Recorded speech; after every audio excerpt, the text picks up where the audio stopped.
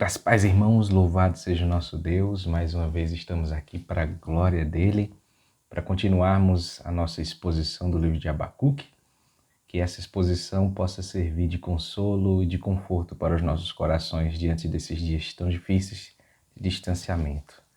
Não é mesmo, irmãos? Eu estou com muita saudade da igreja. Espero que os irmãos também estejam. Espero que os irmãos também estejam com a Bíblia, para então nós aprendermos juntos da palavra do Senhor. Tá bem? Antes de expormos a palavra de Deus, vamos fazer uma oração pedindo a Deus orientação, que Ele nos ajude a entender a palavra dEle e que Ele nos edifique, porque nós somos o corpo de Cristo e que o Espírito Santo possa nos edificar em Sua palavra. Oremos. Senhor Deus, louvado seja o Teu nome, Tu és grande, Tu és poderoso e Te agradecemos, Senhor Deus, por mais uma vez estarmos aqui usando essa plataforma, YouTube, Senhor Deus, para levar a Tua palavra, anunciar a Tua mensagem. Que o Senhor, ó Pai, possa nos edificar, que o Teu Espírito Santo possa nos ajudar, nos edificar, possa nos consolar, nos confortar, Senhor Deus, com a exposição da Tua palavra. Em nome de Jesus, assim te oramos e te agradecemos. Ouça a nossa oração. Amém. Irmãos, antes de começarmos a exposição do capítulo 2, versículo 6 ao versículo 20, vamos fazer uma retrospectiva. No capítulo 1, versículo 1 ao 4, nós vemos ali o lamento de Abacuque, uma oração que Abacuque faz porque ele não entende o silêncio de Deus. Há um aparente silêncio de Deus quanto ao pecado de Judá. Judá está em pecado, iniquidade, juízos corruptos. E Abacuque não entende por que tanta iniquidade em Judá. E Abacuque ora ao Senhor, porque ele ora, até quando, Senhor Deus, gritarei violência e tu não escutarás? Ele acha que Deus não está ouvindo ele. Mas nos versículos 5 ao versículo 11, Deus responde a Abacuque, ou seja, Deus ouviu Abacuque e responde a Abacuque. Mas não era nada daquilo que Abacuque esperava. Abacuque esperava uma mensagem, uma resposta de avivamento, uma resposta que traria uma reforma religiosa, talvez. Mas Deus trouxe disciplina. Deus trouxe a nação da Babilônia. Deus formou os caldeus e vai levar eles para disciplinar Judá. Isso nos versículos 5 ao 11. Aí nos versículos 12 a 17 do capítulo 1, Abacuque, depois de ouvir essa resposta amarga, difícil, pesada, ele ora ao Senhor, ele deixa uma queixa ao Senhor quanto a esse problema, que é um problema do mal. Ele não entende, ele conhece o Senhor, ele sabe que o Senhor é o Deus eterno, é o Deus da aliança, é o Deus poderoso, é o Deus imutável, é o Deus que não pode contemplar o mal porque ele tem os olhos puros, mas ele não entende como é que ele pode usar uma nação ímpia, uma nação má, uma nação pecaminosa que vive em pecado contra o seu povo, aqueles que são mais justos, ou seja, o povo de Judá. E mesmo assim, ele espera no Senhor a resposta quanto à sua queixa. E aí, no versículo 1 ao versículo 5 do capítulo 2, nós vamos ver aqui a resposta do Senhor quanto à queixa de Abacuque, onde nós vemos aqui, meus irmãos, que Deus orienta Abacuque a anunciar essa mensagem, a mensagem de disciplina. Ele diz, olha, anuncia essa mensagem em tábuas, coloca para que todo mundo possa ver, até aquele que passa correndo possa ver e tal. E ele mostra também a diferença entre o ímpio e o justo, ou seja, a diferença entre o caldeu e a diferença também entre os remanescentes crentes que ainda permaneciam em Judá. E ele mostra ali que o ímpio, ele confia em si mesmo, por isso ele terá o desprezo do Senhor. Mas o justo, esse viverá pela fé, e por isso ele encontra prazer no Senhor. E dos versículos 6 ao versículo 20, meu querido, que é essa nossa exposição que nós vamos fazer essa noite, Deus revela seu desprazer com os caldeus. Enquanto a Babilônia se acha a nação mais opulenta, mais grandiosa, soberana, Nabucodonosor se dizia ser o mais majestoso dos reis, Deus debocha deles. Deus ri dessa opulência toda, porque Deus é soberano e não há ninguém que seja maior do que Ele. Deus fica zombando. Aqui é o registro dos 5 ais. Esses 5 ais é 5 pecados específicos contra a Babilônia. Mas são queixas também, são 5 pecados específicos que podem ser encaixados para aqueles que vivem ainda praticando esses pecados nos dias de hoje. A expressão ai daqueles é como se Deus estivesse zombando, estivesse debochando das pessoas. Coitado desse que faz aquilo, que deixa de fazer isso. Coitado, ai daqueles. Porque, meu querido, o juízo é certo. A Babilônia não ficaria impune dos seus pecados. Deus descreve a condição miserável dos caldeus. Aos olhos santos de Deus, eles estavam em uma condição miserável. Alguns judeus utilizavam essa expressão ai em rituais fúnebres, em rituais de enterro, e muitos afirmam que essa passagem de Abacuque, como os estudiosos, dizem que isso era um cântico, né? Ele era lido pelos judeus em forma de cântico. E tem algumas traduções que eles utilizam com esses versos do versículo 6 ao 20 como se fosse um salmo, com a margem recuada. E a tradução mais correta para esse um dito zombador no versículo 6 realmente é um cântico de zombaria.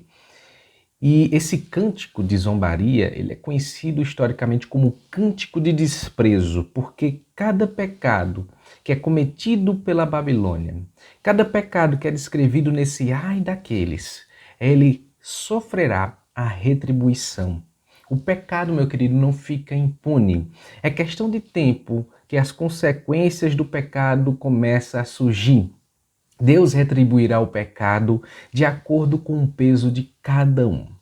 Uma expressão interessante nesse cântico, meu querido, é que Abacuque ele cita 3 vezes o nome do Senhor, o tetragrama Yahvé, no versículo 13, 14 e 20, mostrando que o Deus da aliança, o Deus que fez aliança com o seu próprio povo, ele não vai abandonar o seu povo. Ele não vai esquecer o seu povo. Ele não vai exterminar o seu povo. Ele vai punir o ímpio, mas não exterminar o seu povo. Para os crentes de Judá, Deus seria como um pai. Um pai que castiga o seu filho porque está errado, está caminhando em caminhos errados. Vai lá, castiga e mostra, meu querido, olha, esse não é o caminho que se deve andar. O final, a chegada desse caminho que você está andando é terrível, é horrível. Mas para os caldeus, Deus não se mostra como um pai. Deus se mostra como um juiz, onde no dia e no determinado tempo de Deus, Deus irá retribuir todo o pecado que a Babilônia cometeu contra Deus e contra a humanidade. Por tudo aquilo que eles merecem, eles vão sofrer. Então Deus denuncia aqui, pronuncia, na verdade, os 5 ais de desprezo sobre 5 pecados específicos que eram comuns na época de Abacuque, mas que também são comuns em nossa época. O primeiro ai é a condenação do roubo, do versículo 6 ao versículo 8. Espero que os irmãos estejam com a Bíblia para acompanhar a leitura. Não levantarão, pois, todos estes contra ele um provérbio, um dito zombador? Dirão, ai daquele que acumula o que não é seu. Até quando? E daquele que a si mesmo se carrega de penhores. Não se levantarão de repente os teus credores? E não despertarão os que te hão de abalar? Tu lhes servirás de despojo, visto como despojaste a muitas nações. Todos os mais povos te despojarão a ti, por causa do sangue dos homens e da violência contra a terra, contra a cidade e contra todos os seus moradores. Todos os povos conquistados por Babilônia, meu querido, pelos caldeus, eles iriam zombar, iriam debochar da cara dos babilônicos, dos caldeus. Eles iam fazer canções de zombaria, porque a queda e a vergonha da Babilônia ia acontecer, era questão de tempo. Este dito zombador é um deboche que Deus faz dos pecados cometidos pelos caldeus. Vocês se acham grande? Mas Deus é soberano. Deus é o Todo-Poderoso. Ai daquele que acumula o que não é seu. Isso aqui é um grave pecado, que é o roubo, meu querido. Os caldeus roubavam, pilhavam coisas que não eram deles. Eles conquistavam outros povos e pegavam todas as riquezas daqueles povos e colocavam em seus palácios, em suas fortalezas. Eles pilhavam todas aquelas riquezas e mostravam como se fosse troféu. Infelizmente, meu querido, esse pecado é grave. Acumular bens que não são seus. Isso aqui é uma acusação, um pecado que a Babilônia fazia muito bem. A Babilônia era rica de pertences que não era dela. No meio do dito zombador, nós encontramos aí uma frasezinha que fala o seguinte: até quando? Aqui representa aqueles que estão sofrendo por causa do roubo dos caldeus. Até quando eles vão viver dessa maneira? Até quando eles vão ficar assim? Então aqui vai mostrar essa representação, porque a riqueza ilícita, ela mostra uma aparente segurança, meu querido, mas a derrota, a morte, são frutos de riquezas ilícitas, ou seja, eles estão perdidos. Ai daquele que a si mesmo se carrega de penhores. Aqui é uma referência a um modo de vida como os babilônios, como os caldeus, conviviam com os povos subjugados. Eles viviam com esses povos, conquistavam, dominavam e tal, mas eles colocavam pesados impostos sobre esses povos, ao ponto deles não conseguirem pagar, infernizando a vida deles, até que eles fiquem endividados de uma maneira tal que eles perdem a sua própria liberdade. Eles começam a se vender, eles começam a escravizar-se, ele começa, eu só tenho a minha força de trabalho, só tenho o meu corpo, então toda a minha família vai ser escravo de vocês. As consequências desse enriquecimento ilícito virão. E veio. Ainda continuando nos versículos que nós acabamos de ler, diz: não se levantarão de repente os teus credores? Não despertarão os que te hão de abalar? Tu lhes servirás de despojo. Visto como despojaste a muitas nações, todos os mais povos te despojarão a ti, por causa do sangue dos homens e da violência contra a terra, contra a cidade e contra todos os moradores. Os povos irão se levantar e irão rir deles. Aqueles que outrora foram despojados vão despojar a Babilônia. Ou seja, as consequências virão, meu querido. Esses versículos soam como aquela música que diz: tudo o que você faz um dia volta para você. O dia do ajuste de contas virá. E o penhor será resgatado. E haverá um contra-ataque totalmente inesperado, com efeitos catastróficos. Aquele que um dia saqueou será saqueado. Plantaram sangue e violência. Vão colher sangue e violência. Tudo aquilo que o homem semear, isso também ceifará. Assim dizia Paulo em Gálatas 6, versículo 7. O que nós aprendemos aqui nesse primeiro ai?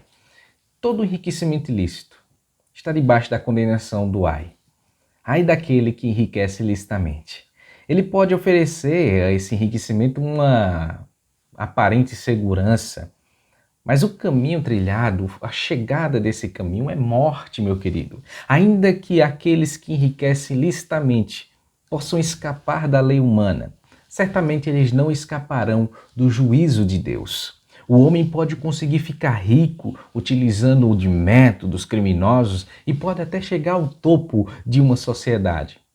Mas veja qual é o fim do ímpio. Nós todos morreremos, sim, mas o fim dele é desprezo. O fim dele é desgraça total, vergonha, meu querido. Ele está debaixo da condenação do ai. Eles estão loucos por acreditarem que essa vida, que as riquezas que essa vida oferece são eternas. Passam de passageiras, são totalmente temporárias. O fim dele já está fixado. Se você se encontra nessa vida, se acha nessa vida de enriquecer-se ilicitamente, ouça a palavra de Deus. Se arrependa dos seus pecados e viva de modo como que agrade ao Senhor. A Babilônia, meu querido, ele plantou violência e colheu violência.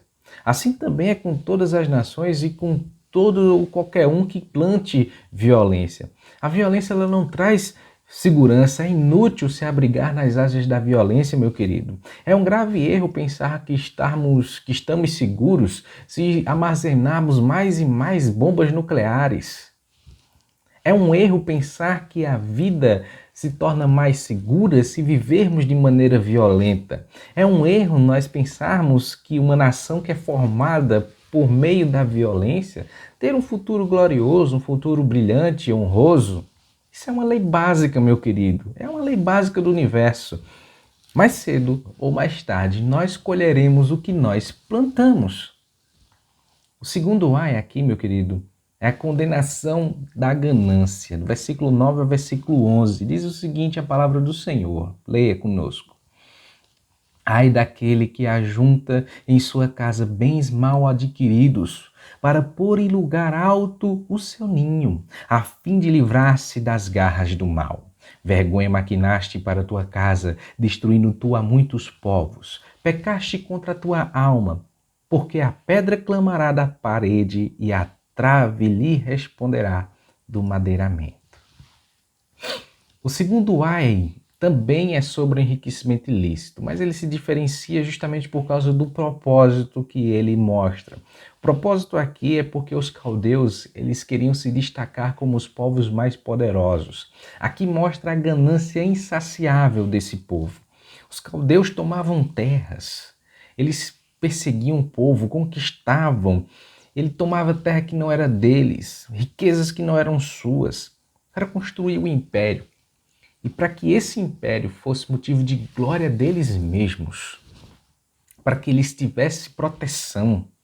A maioria dessas cidades antigas, lá do mundo antigo, na Mesopotâmia, elas eram construídas em montes. Naqueles montes era muito difícil quando um exército começava a invadir, porque tinha que subir aquele monte até invadir aquela cidade.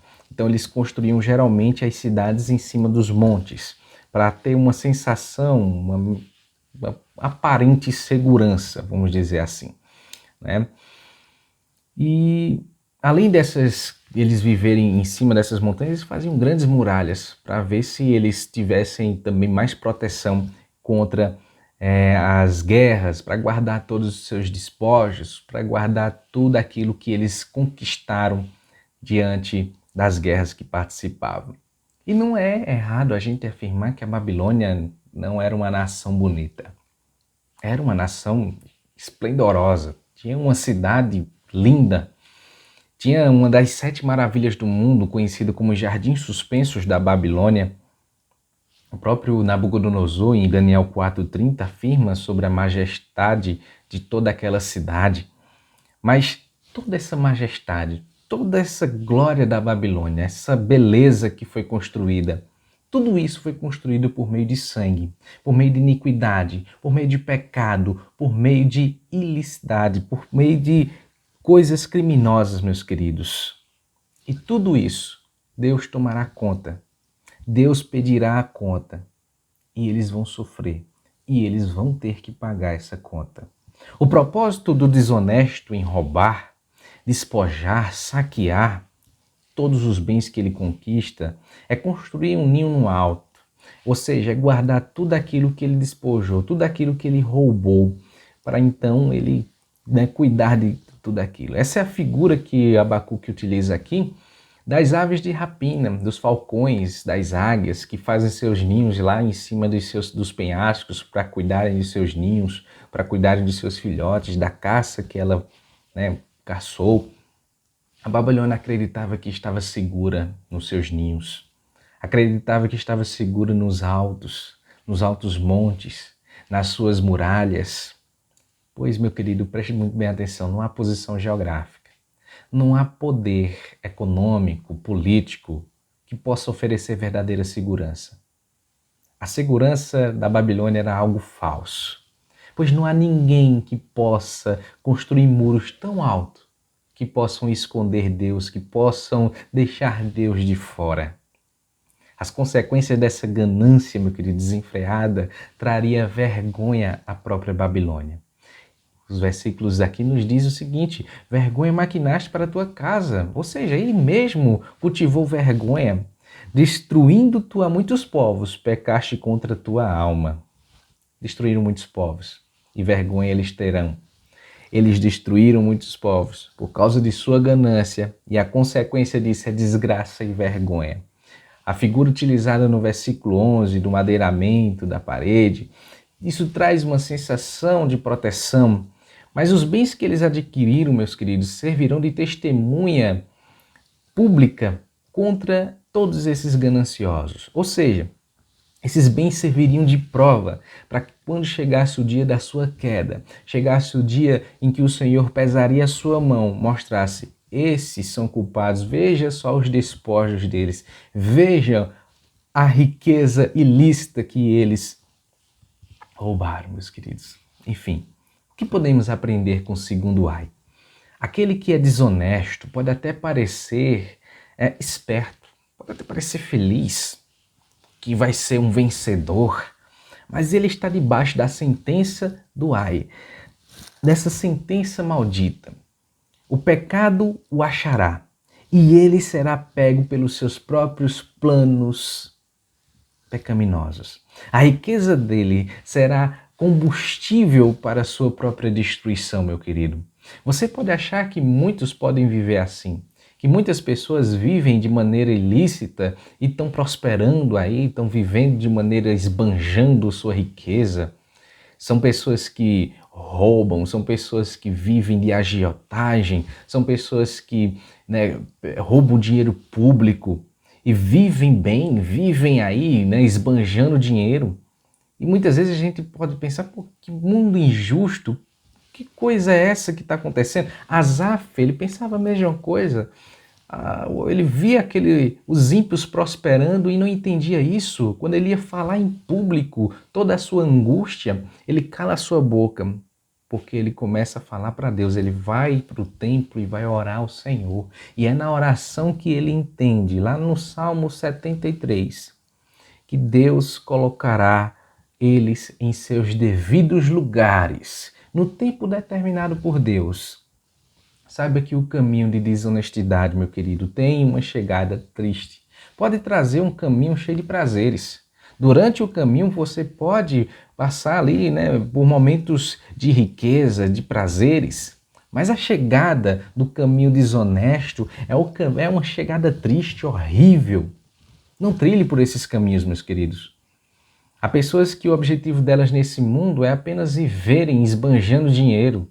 Não estou dizendo aqui para você não buscar riquezas, você deve buscar riquezas. A riqueza é uma bênção quando você trabalha honestamente, quando você busca honestamente.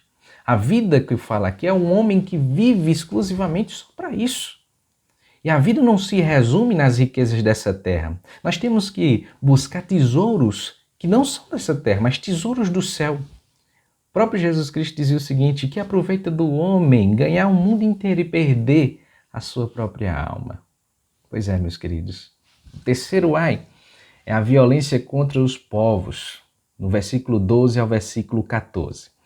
Ai daquele que edifica a cidade com sangue e a fundamenta com iniquidade. Não vem do Senhor dos exércitos que as nações labutem para o fogo e os povos se fatiguem em vão? Pois a terra se encherá do conhecimento da glória do Senhor, como as águas cobrem o mar. A Babilônia foi construída, meu querido, usando o sangue de outras pessoas. O sangue derramado de povos subjugados. Cada templo, cada palácio que foi construído ali foi por prisioneiros de guerra, na exaustão até a morte, meu querido. As 7 maravilhas do mundo, aqueles jardins suspensos, que nós não temos nem ideia de como era, porque foi totalmente destruído. Ali, meu irmão, foi erguido por iniquidade. A Babilônia sentia orgulho de tudo isso, sentia orgulho de usar aquele povo até a morte para construir a sua própria glória. Mal eles sabiam que haveria um ai daquele que edifica a cidade com sangue e fundamenta ela com iniquidade. É inútil construir um império usando a iniquidade, meu querido. A glória da Babilônia cresceu como um relva, teve seu apogeu, mas logo secou.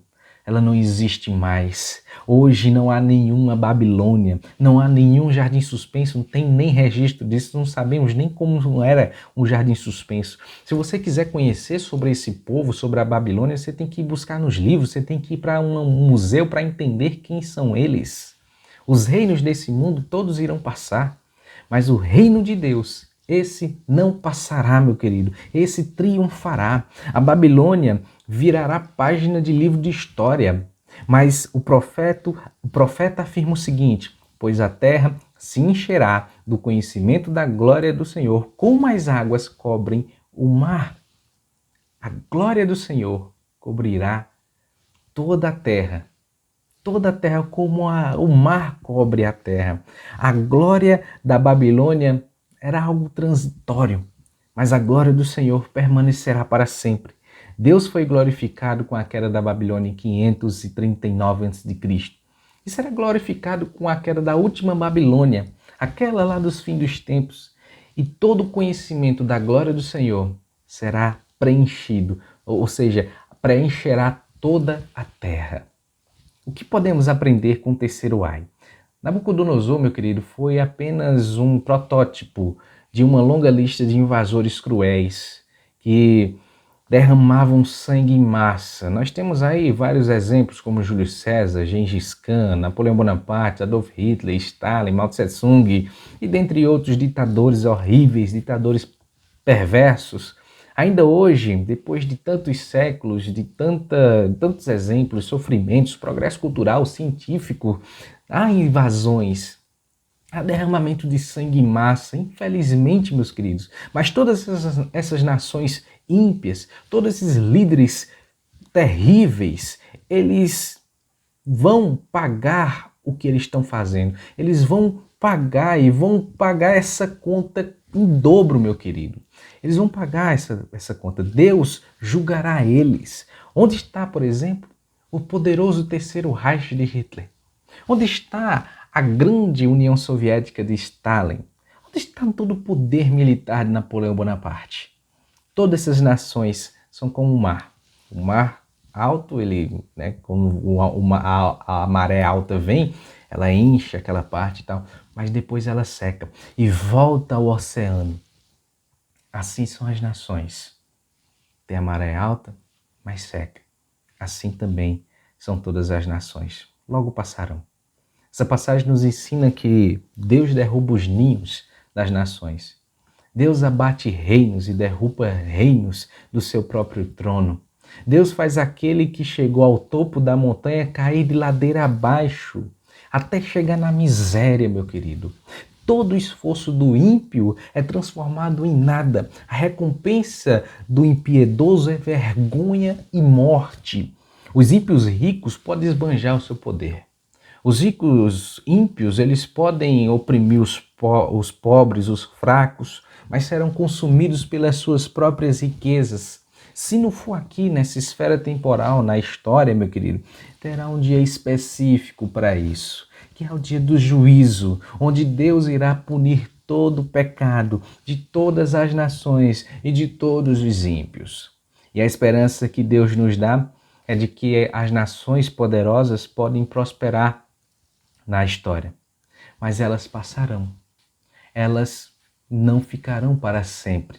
O reino de Deus, porém, ele será estabelecido eternamente, para todos sempre, meu querido. O versículo 14 fala da promessa do estabelecimento da igreja de Deus.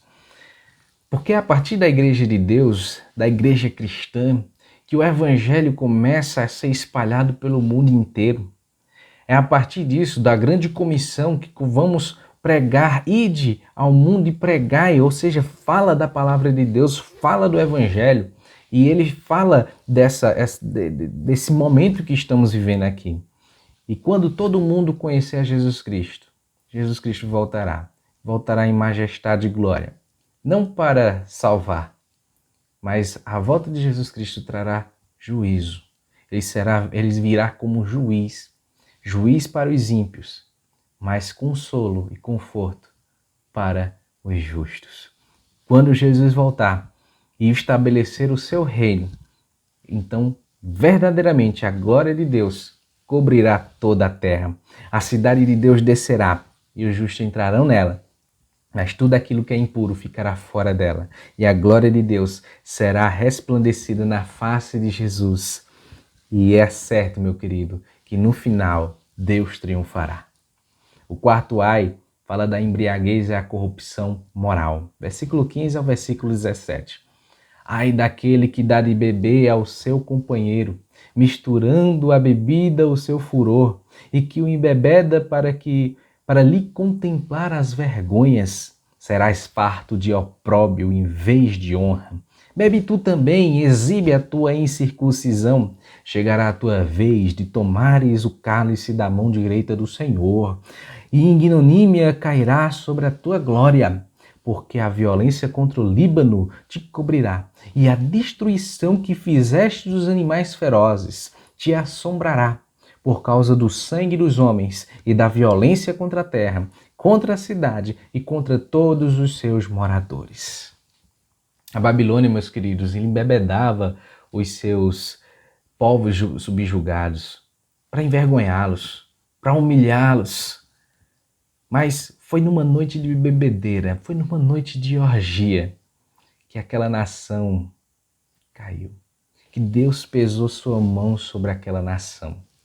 Ela embebedava à força aos outros, para envergonhá-los e humilhá-los. Mas sua humilhação e sua vergonha veio num dia de bebedeira, de embriaguez. Deus não tolera a injustiça, meu querido. Ele é o vingador contra aquele que vive a escarnecer e oprimir os outros. A Babilônia foi usada por Deus, sim, como cálice de ira para derramar sobre aquelas nações ímpias e sobre o próprio Judá. Mas Deus iria dar de beber do mesmo cálice para a Babilônia.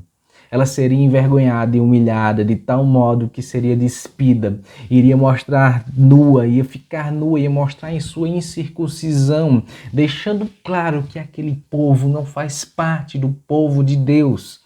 A humilhação da Babilônia seria tão avassaladora que o retrato que é descrito nesses versículos é o mesmo que um bêbado vomitando em si mesmo. É algo repulsivo.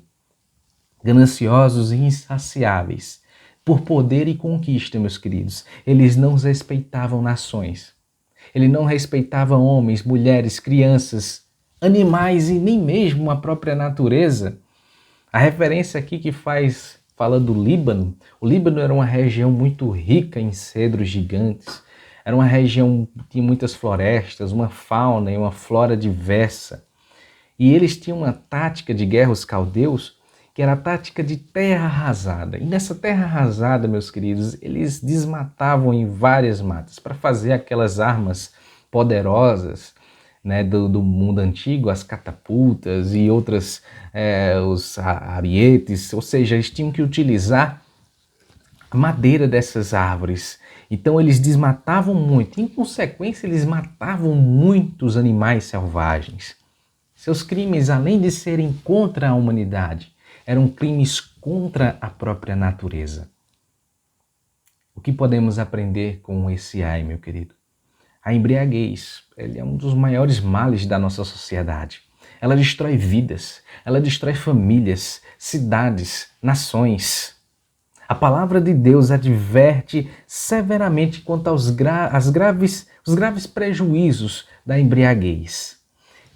Provérbios 20, versículo 1 diz o seguinte: o vinho é escarnecedor e a bebida forte, alvossoradora.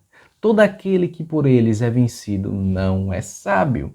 Infelizmente, as pessoas da nossa sociedade, elas transformaram em cultura o ato de se embebedar. Para o ímpio, o homem ele só pode ser homem se ele ficar bêbado, se ele tomar cachaça. Ele só pode se divertir, ele só pode sentir alegria numa festa ou em qualquer lugar se ele tomar bebida demasiadamente, bebida forte. Sabe de uma coisa, meu querido? A embriaguez e a degradação moral, com frequência, andam de mãos dadas. Seja sábio, meu querido, e não deixe se levar pela bebida forte. Se você não consegue se separar desse vício, ore a Deus. Peça a Deus para que Ele liberte disso. para que você possa se libertar, para que você se liberte desse vício maldito e não desista. Persevere, meu querido. Outra coisa, no dia do juízo saberemos quem são os circuncisos e quem são os incircuncisos. Ou seja, todos seremos despidos de nossas máscaras. Todos serão revelados, todo mundo vai ser revelado ali. Aqueles que depositaram nos méritos de Cristo a sua fé, será revelado. Aqueles que confiarem em si mesmo também será revelado. Quando chegar esse dia, o ímpio tomará o cálice da ira de Deus por completo, cheinho, completo. Tomará aquele cálice de ira de Deus, serão humilhados, envergonhados para todo sempre. Mas os justos, esses que confiaram no Senhor Jesus Cristo, eles confiaram naquele que bebeu esse cálice por eles. Jesus Cristo tomou os nossos pecados e pelas suas pisaduras nós fomos sarados. Jesus nos substituiu, meu querido, e no fim dos tempos seremos distinguidos daqueles que confiaram em Jesus, daqueles que não confiaram em Jesus, na verdade. O quinto ai é a condenação contra a idolatria. Nós vamos ver aqui do versículo 18 ao versículo 20, que diz assim o seguinte: que aproveita o ídolo visto que o seu artífice o esculpiu. E a imagem de fundição, mestras de mentiras. Para que o artifício confie na obra, fazendo ídolos mudos? Ai daquele que diz à madeira, acorda, e a pedra muda, desperta. Pode o ídolo ensinar? Eis que está coberto de ouro e prata, mas no seu interior não há fôlego nenhum. O Senhor, porém, está no seu santo templo, cale-se diante dele toda a terra. Este é o último ai contra a Babilônia. Aqui é a condenação direta ao pecado muito pesado, um pecado muito devastador que é a idolatria. A idolatria é a fonte básica para todos os ais que há nessa passagem. Deus debocha dos idólatras, Deus zomba dos idólatras, porque eles adoram imagens, eles adoram coisas que não têm vida, eles adoram coisas que não têm nenhum poder, nada.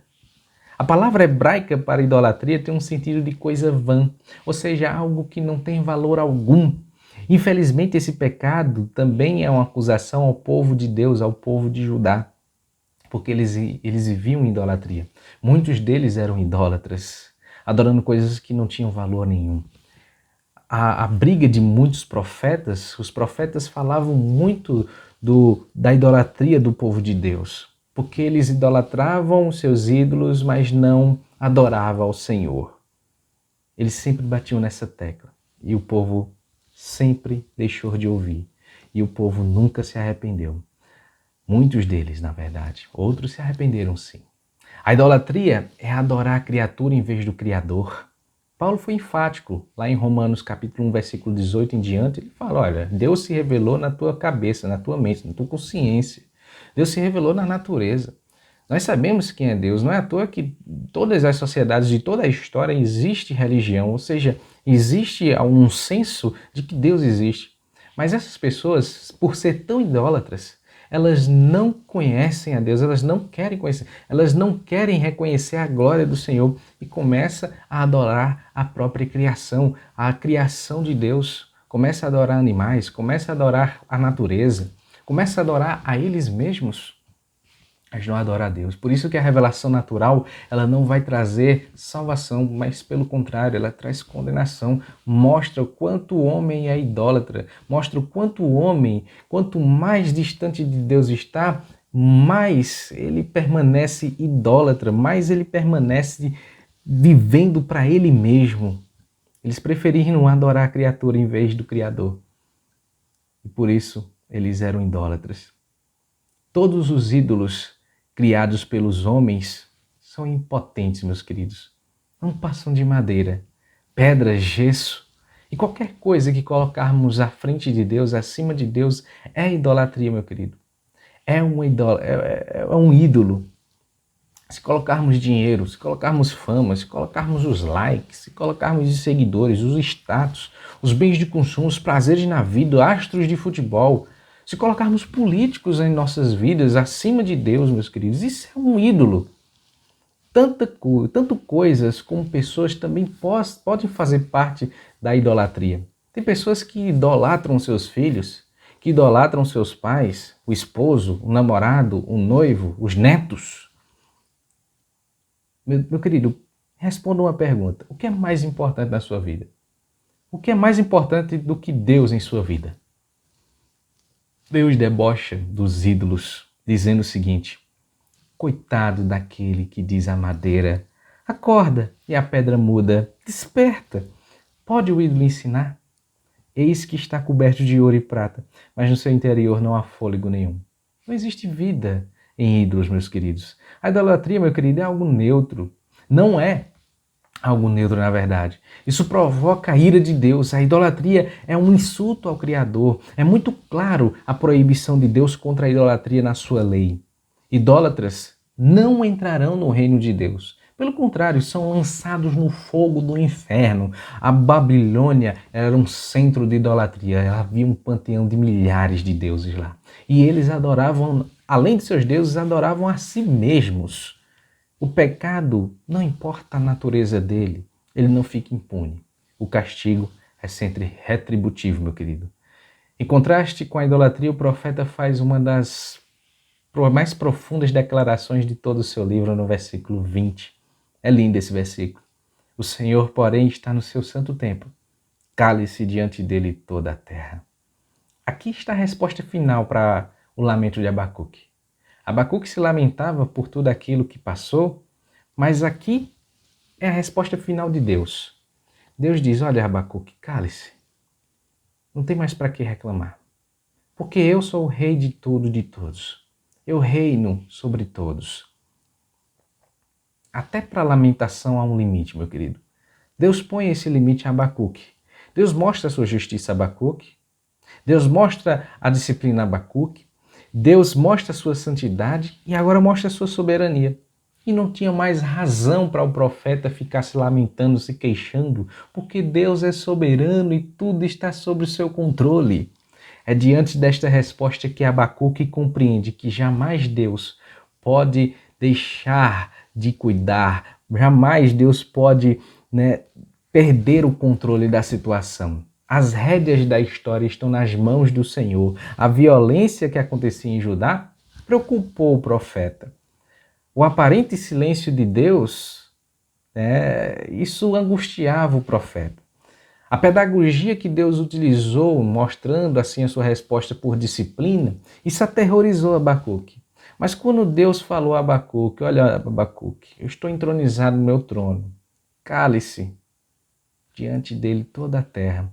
Isso acalmou Abacuque, conforta Abacuque, porque ele sabe que mesmo no sofrimento do justo, por causa da santidade de Deus e de todo o seu poder, seu plano soberano está em curso e jamais poderá ser frustrado, meu querido. Ele nos ensina o seguinte: os ídolos são surdos e mudos, impotentes e mortos, mas Deus está entronizado no seu santo templo e toda a terra vai se curvar diante dele, com reverência, diante da face daquele que é todo-poderoso. A ele toda glória, meus queridos. Que ele conforte os nossos corações, nos dê graça e nos leve, nos dê paciência para vivermos esses dias. Nos dê consolo para vivermos esses momentos tão difíceis. Que a palavra do Senhor possa fazer morada em seus corações. Vamos orar nesse instante pedindo ao Senhor que Ele nos ilumine. Oremos. Senhor Deus, louvado seja o Teu nome. Te agradecemos, pois mais uma vez nós aprendemos da Tua palavra. Teu Espírito Santo possa fazer morada em nossos corações. Que venhamos a aprender da Tua palavra, Senhor Deus. Obrigado por tudo que o Senhor tens feito. Louvado seja o Teu nome. Senhor Deus, nos dá forças para continuarmos, nos dá paz, nos dá paciência, para que mais uma semana possamos assim caminharmos. Em nome de Jesus, nos fortalece e nos ajuda. É assim que te oramos. Ouça a nossa oração. Em nome de Jesus. Amém. Amém. Que Deus nos abençoe, irmãos. Até mais. Até a próxima.